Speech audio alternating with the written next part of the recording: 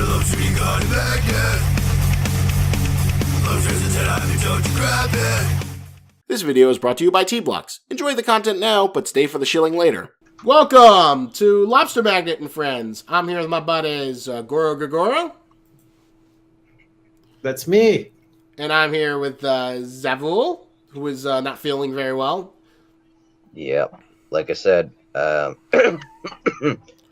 doing so hot. So I'm mostly going to be communicating through giving Isaac the finger and stickers. We'll see if he can, whatchamacallit, manage to make it through here. But, so this is, I've been, dying to just talk about this with you. Yes, meow, meow, meow, meow. I've been dying to talk about these two chapters with you. You just read them, right? You're fresh. So, Zavul, here's what I'm curious. What do you think? We finally got some child death. Were you happy with your child death? Oh my god. Even if it's off-screen child death, it was still great. I mean, finally getting some, stakes. Some consequences. Yes. I definitely appreciated Emma finally losing and her, shonen, I can do spirit, meeting the harsh wall of reality. And I like the fact that Lewis, specifically targeted the two people she saved just to, fuck with her. So, Zavul, is Lewis and his little monkey demon, now your favorite character? I just wish he wasn't named Lewis. What is wrong? Archibald Lewis. It's, so dignified. He's a demon. He's a demon with an unpronounceable language. The fuck is he named Lewis? Because he's chipper. He's chipper. He's a chipper fellow. Dapper fellow. He's a dapper fellow. So yes, he's very, very dapper.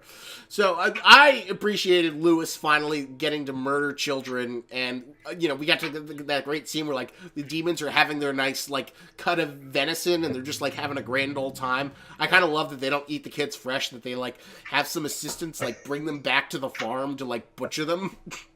+1 to that. Yeah. It just kind of bring them back, and then they chop them up with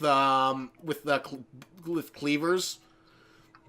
They just then they have it prepared. It's it reminds me of those farms where you go to pretend shoot a deer. You ever see that episode of King of the Hill where Bobby or King Hill wants to give Bobby the rite of passage of killing a deer, but then he can't, so he takes him to this little place where the deer come out for feeders, and then he just says, "This is pointless. It takes away the challenge." That's kind of what I saw it with the demons. They kill the easy children, and then they have it prepared for them, and then they have a nice little ceremony. So here's the real question, though. Basically, the next chapter following, we got Goro. What do you think of the chapter? With this latest one, you mean with the kids? Yeah, Zavul, you liked it? I liked it too. But the one thing that made me a little scared is I got very strong U-19 flashbacks from it. Yeah, I don't know why. I also kind of associate with U-19, seeing a bunch of crazy kooky teenagers trying to be cool and stuff. Yeah, it was the circumstances obviously better. It's done better here than U-19, but the fact that they had this underground. We're starting a rebellion. Yeah, we're kids. We're gonna have a rebellion. Yeah, they've got the little the Asian girl with the scarf. They've got the freaking little perky girl who's got buttons all over her, and it's oh god, I'm getting such U-19 flashbacks of the stupid garbage kids and their rebellion. Stick it to the system, man. Yeah. Just remember, if they fuck up, they get eaten. that is obviously that's why it's much better. Although now I'm kind of wondering. So my other big question is. Okay. Oh wait. What about this one kid? Oh, I love that kid. The fucking Hulk. The Hulk kid. What is that thing? Is that something they bred on the farm? How old do you think that one is? He's that's not a child anymore. Is that? That's I do love Hulk Kid.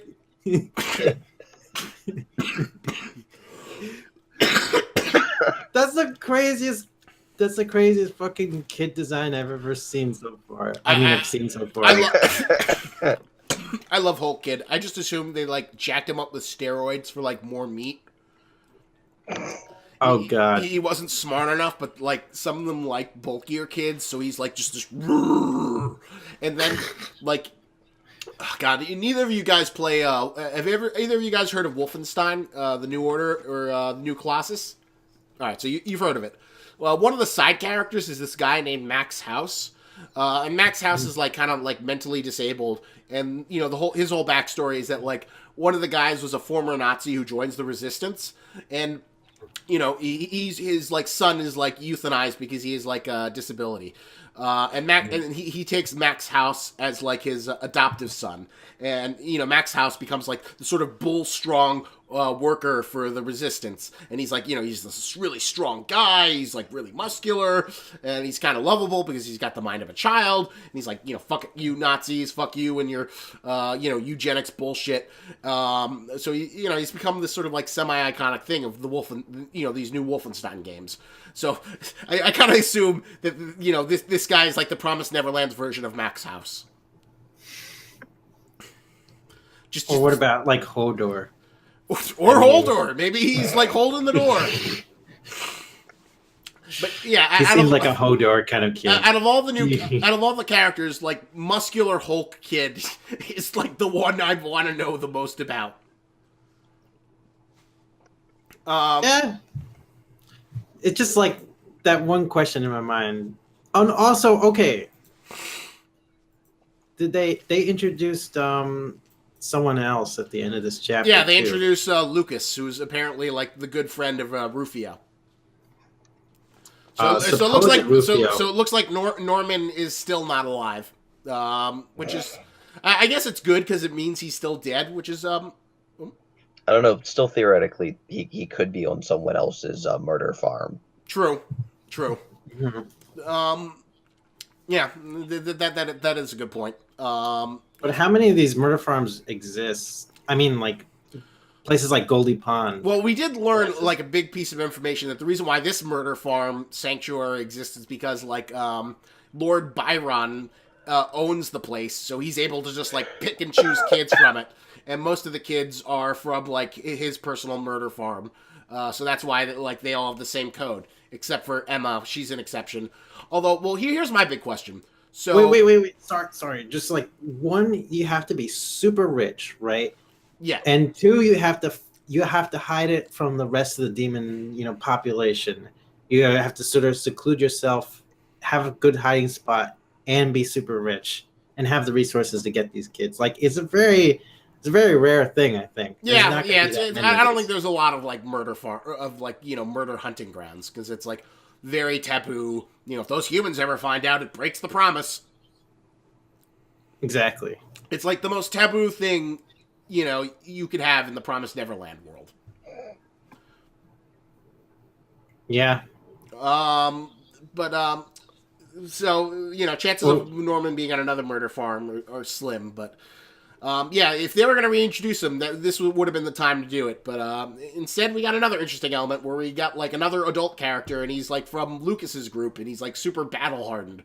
But well, here's my question though. Like I'm really enjoying this setup, but I'm just kind of wondering, like, okay, you've got like they're not children. You got like a lot of teenagers amongst these like you know, this group. They all have armed weapons. There's only 5 demons. We've seen Emma and Ray murder like 20-foot demons. Like what is stopping them from like overtaking these guys? They I probably have to wonder if the demons just gave them blanks. Well, my theory is that the smart demons also have the regeneration ability that the you know, the feral demons have, so that's why they say that they're unkillable. Yeah, like their weakness is their center eye or something. Yeah. So, like, and Ray and Emma didn't realize that until much later, and they had to use all their, you know, mental focus and critical thinking analysis. Okay, let's assume these children don't know about the weakness. Now Emma's obviously going to tell them. What's going to stop this army of teenage children who have all been armed with weapons from killing, like, the 5 demons that keep on harassing them?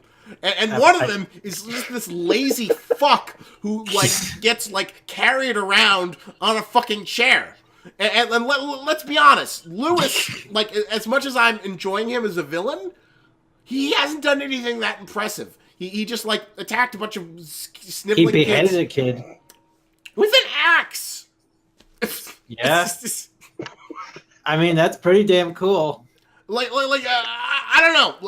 I hope the demons get, like, something to, like, continue to justify them as a threat, because it seems like the kids have every, ace in their hole.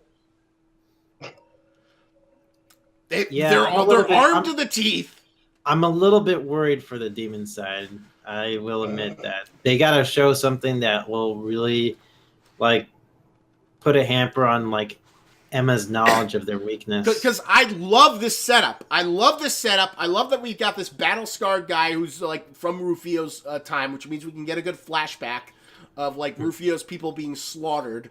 I love the fact that he's, like, teasing William Minerva. I even like this little, garage kid motley crew of Burger King kids clubs that have assembled to fight the demons. That Emma's gonna help because, none of them know as much as her. But, like, I am also very afraid because I could see it going terribly wrong.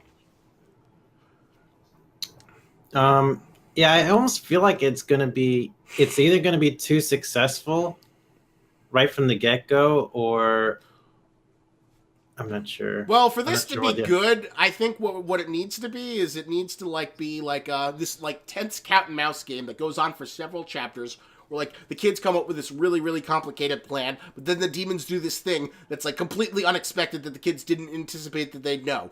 And then the demons think that they have the kids, but then Emma, and they kill, like, 1 or 2 kids who die to sacrifice themselves to try and preserve Emma, because Emma needs to get the Jamba Juice thingy that's gonna, like, help them save the day for the ultimate plan. Jamba Juice thing. The MacGuffin. She has to protect the MacGuffin, whatever the MacGuffin is, and like some. It's gonna be Hulk Kid. I know it. And some kids have to die in order to, like, make sure Emma gets that MacGuffin. She's gonna be the master for Master Blaster. I think I like Jamba Juice thing more than MacGuffin. You guys ever see whatchamacallit? Battle Dome? Beyond Thunderdome? Thunderdome. So that's what you think? That's going to be Emma's big power-up? She's going to ride the muscle child, and then she's going to, like, use her, like, 4-shot gun to defeat the demons? Absolutely. I just want to see this, like, really tense cat and mouse game where the kids try and set up a trap and everything goes wrong and a couple kids die, and it's just this, like, really intense, brutal game. Like I want the Death Note level of suspense that we got from the Gracefield arc in this, like, fucking Norway place, between, like, the Kid V Club and, Lewis and maybe 1 or 2 of the other demons who can be badasses. So, yeah, I'm hoping it's a good cat and mouse game. But what do you guys? I have this theory about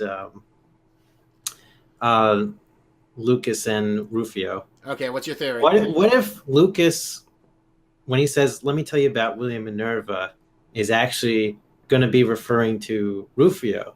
Rufio is secretly William Minerva. Do you guys think there could be any possibility of that? I hope not. I think that would be dumb. I can't think of any way you could, like, get away with that without, like, with it being satisfying. I mean, I kind of feel like we're hyping up William Minerva, like, a whole shit ton of lot. Like, I feel like once we meet William Minerva, he's gonna, like, really disappoint us. He's gonna let down our expectations because the kids have been, like, idolizing him for so long. Well, I think once we finally find out what William Minerva is or who he is, that's when we'll like learn a little bit more about the human world and what the human civilization is up to at that point, and then the world will expand further. Because there's a lot of questions in terms of like how long has William Minerva been active? How long has he been building these shelters? How is he able to cross between the world? Is he part of like this human side? Wait. That's like, Did he cross between the worlds? like how else would he build the fucking shelters? I mean, that's a pretty big assumption, though. Then how were the shelters built, Goro? Like, how did the demons get, like, human toys and, like, electronics to the Gracefield patients and stuff? I don't know. Maybe humans give it to them as, like, pity? Maybe it's exactly. like we just don't know. We just don't know right now because, like, if demons offer access to that stuff as well, like Minerva probably has the same access that the demons had. Well, or maybe they just have this factory where they produce old human artifacts that they like steal to like keep the children happy. Or well, we'll have to see. Because like one of the big things is that like originally we always thought that Promised Neverland was like basically our world with some post-apocalyptic twist. But then once we learned, that no, Promised Neverland is its own fantasy world where, like, humans have coexisted with these demons forever. Yeah. Which still begs the question about, like, how do we have these totems of, like, human civilization that we know, like the Eiffel Tower and cars and whatnot, versus whatever fantasy version of, like, human civilization that the Promised Neverland humans have become. Because we don't know how advanced they are, although we assume that they're somewhat advanced and maybe steampunky because they got all these steampunky weapons. You mean the demons do? Well, the humans. The William Minerva Minerva the humans weapons. within the demon world. Yeah, the humans within, the Promised Neverland world. Yeah. Because, like, I'd say we could firmly say that, like, Promised Neverland is, like, kind of like a fantasy story with some sci-fi tinges, right? Or at least I think it became fantasy once we learned that, like, this isn't Earth. This is, like, its own separate universe with these demon things have lived alongside humans forever. I guess it could technically still be sci-fi if... I don't know. Maybe it's, like, 80% sci-fi and, like, 20% fantasy, give or take. Now I'm not even sure how are we defining fantasy, actually, now. Well, I'm defining fantasy in the sense of, like, medieval shit. Oh, they're medieval times, and then they fight these monsters, which are the demons. Okay. I'd say about half and half at this point. Yeah, that's a fair thing. Just because, like, originally we thought it was, like, aliens or demons or whatever that invaded our world and turned it into this, like, harvesting thing land. But then we learned, like, oh, no, this isn't our world. This is... magical Promised Neverland world. Yeah. I don't know what else to say to that. Oh my god! And I just whoa. Yeah. How do you like that? You think you're sick, Scott? I'm bleeding. That's how intense this fucking chapter is. Oh my god! I don't know if you can show that on YouTube. What did you? How? It just happens. It happens at this time of year. Oh my god! Good lord! It's like, have you considered a humidifier? Maybe. Yeah. I don't know. It's like all of a sudden you might stabbed to the stomach one. and like you started bleeding. Right, dude. Yeah. I feel like I was watching some kind of snuff video all of a sudden. I'd want to like take it out, but like because we keep things real and hardcore here. I bleed for my art. I bleed for my art. I don't know, motherfucker. This chapter was you so probably hardcore. Like throw a sticker on there while you're bleeding.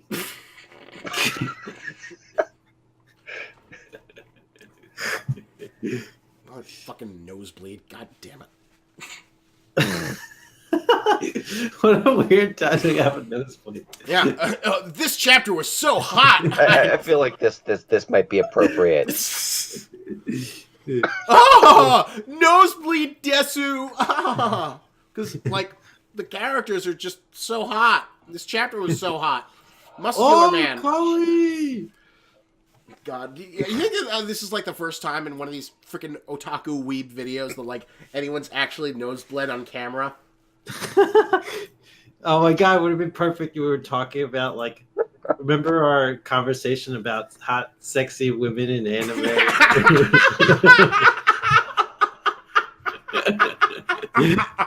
And like how to do it right and how to do it wrong.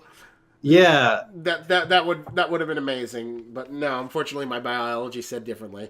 And now oh my god, like, that was during the fucking whatchamacallit, the Black Clover video, Black Clover review. Oh god, talking about that stupid lingerie wig.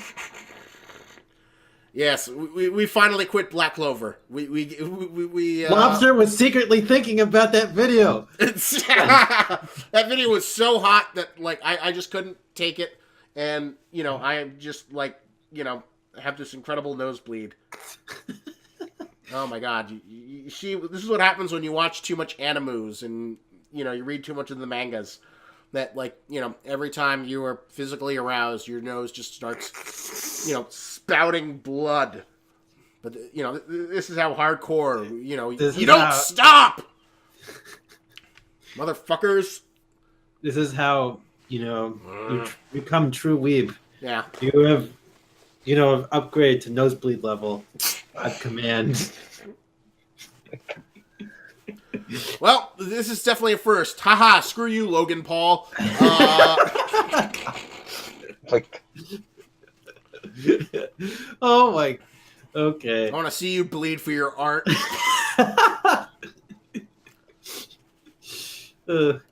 Fuck that guy. That guy. It's like, yeah, he's kind of the worst. So, all right. Anyway, let's wrap this bad boy up. Yeah. Oh, we're rating the chapters. Yeah, right? Yeah. Child death is like a 9 for me. And you know what? I'll give an 8.5 to the second chapter. I still really enjoyed it, and I thought I was very intrigued. I'll give it a 9. I'm enjoying this little renaissance. Yeah, it's definitely promising. We're on an upward sling. There's lots of ways it could go wrong, but it's promising. These are all things I want to see. And, you know, I'm actually finding it really interesting that we're, like, now seeing teenage characters being introduced to the universe of Promised Neverland, since it was always, like, prepubescent, like, children so far. So now it's, like, interesting to see, like, kids that are, like, 13 or 14 years old. Yeah. Yeah.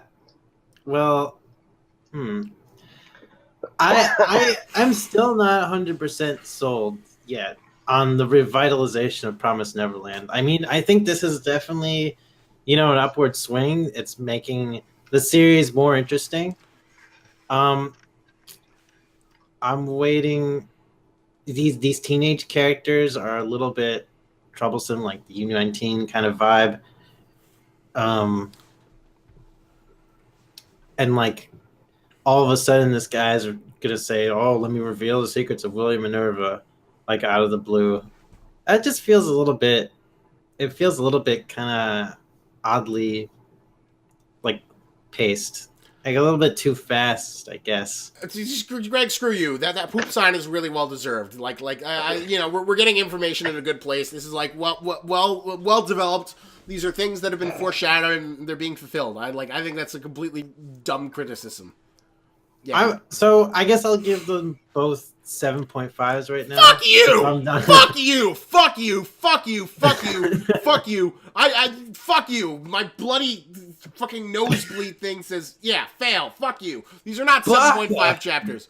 Fuck you. You know, after watching fucking, you know, 12 episodes of fucking Black Clover, you should know what a 7.5 is.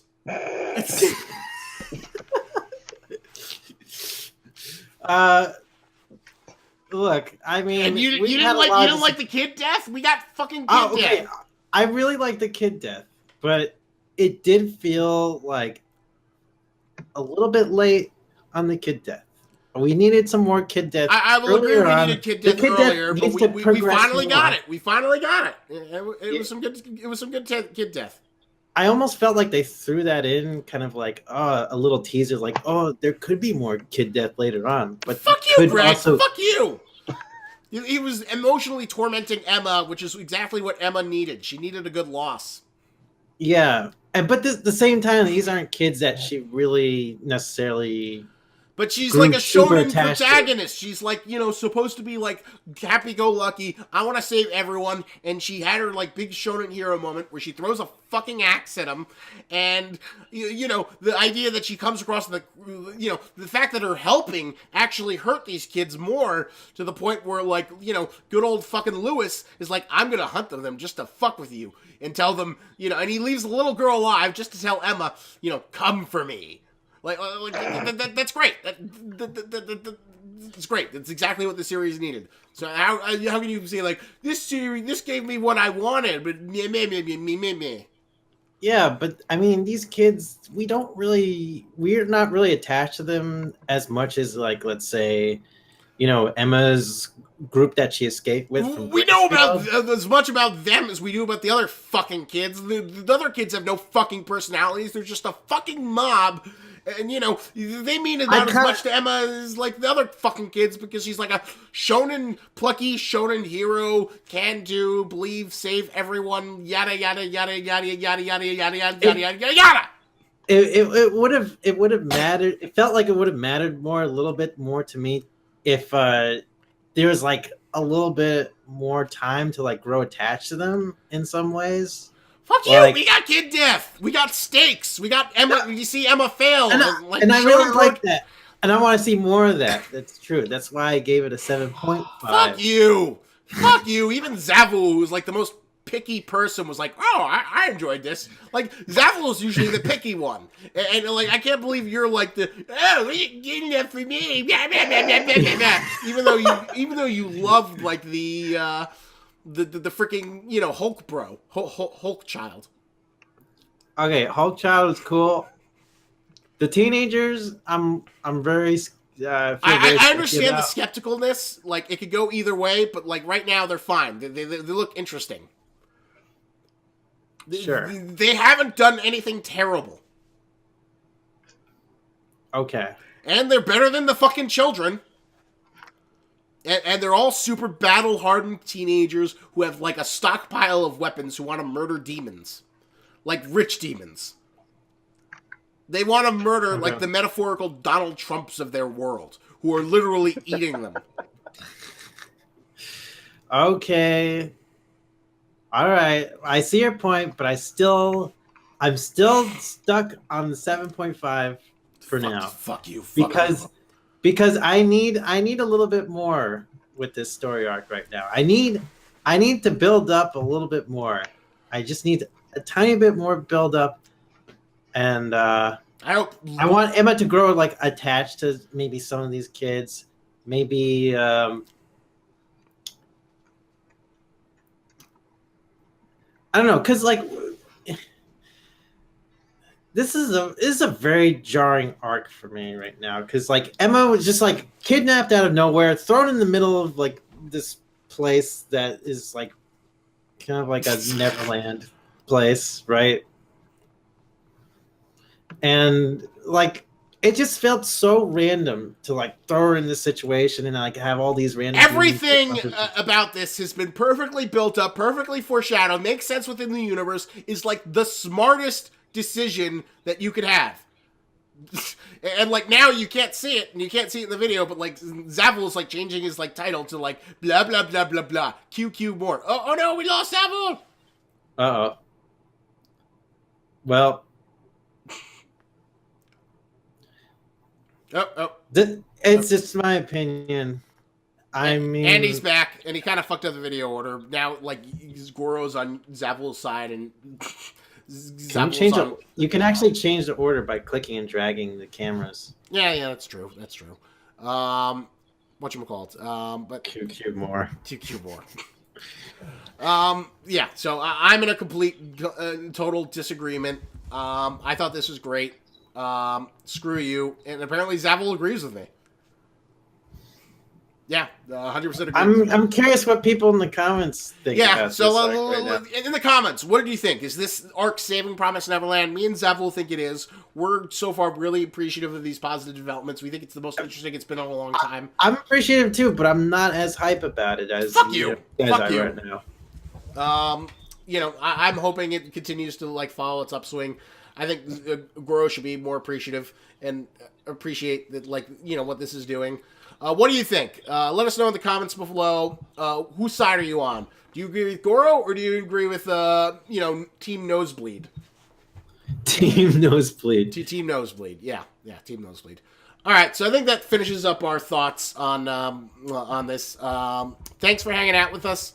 And remember, check out the sponsor, T-Blocks. They're really cool. Get t-shirts to fight demons.